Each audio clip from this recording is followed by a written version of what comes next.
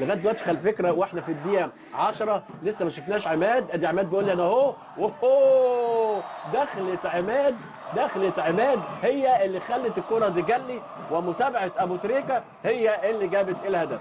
يبقى ابو تريكه في الدقيقه 10 زمن الشوط الاول من تمريره بتاعت سيد معوض يخش عماد، ودي ميزته بقى، خد معاه السنتر هاف. صحيح هو جله، انما التجليه جت بخير، انما دخوله مع السنتر هاف عافر معاه ومتابعه ابو تريكه.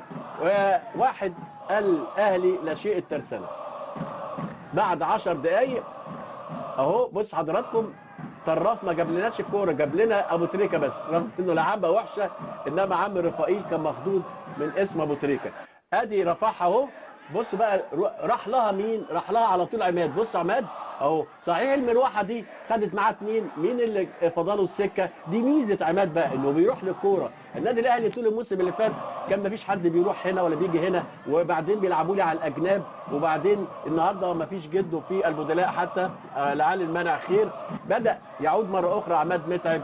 البدلاء بتوع النادي الاهلي النهارده محمود ابو الدوري الانجليزي كان في الكاس ايفرتون مع تشيلسي، وتشيلسي كسبان 1-0، وبعدين راح عامل فاول زي ده بالظبط، وباينس الباك شمال راح لعبها برجله الشمال في نفس الزاويه دي، تعادل بيها في اخر الوقت، واتعمل وقت اضافي، كان في الوقت الضايع الوقت الاكسترا تايم، واتعمل لوقت اضافي وايفرتون كسب من لعبه كان ممكن لو انا ما بعديش فاولات بالظبط اتعملت مننا. لو ما بديش فاولات مجانيه ما يجيش فيها جول زي ده ابدا من هجمه واحده نادي الترسانة اللي عملها. انا بتكلم على حاجات وعلى طول اماميه هناك يطلعها وائل جمعه وتنزل على الكوره البركات.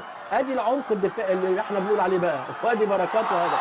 شفتم لما النادي الاهلي كره سريعه، لما هتشوفوا الاعاده بالليل، لان في 25 دقيقه راحت انا قاعد يعني بسجلها وما كنتش عارف، وكويس اللي ما قالوليش عشان كنت بذيع بنفس الحماس. ومفيش كوره من الكرات اللي اتلعبت دي في العمق بنفس السرعه، كان كلها كرات تمرير تمرير تمرير، تروح ناحيه الشمال تتقطع، تمرير تمرير، ومفيش ابدا اي كره في العمق. لما دخل بركات وعملوا كره في العمق، مش لازم بركات، لعب خط وسط الملعب اهو، لما دخل في العمق هو ده المفروض، راح اهو وجاب هدف عشان تصبح النتيجه في الدقيقه يعني الاخيره من الشوط الاول 2-1، وبركات احرز الهدف في الدقيقه 45 من الشوط، في اول تمريره اماميه سريعه في عمق دفاعات الترسانه طوال 5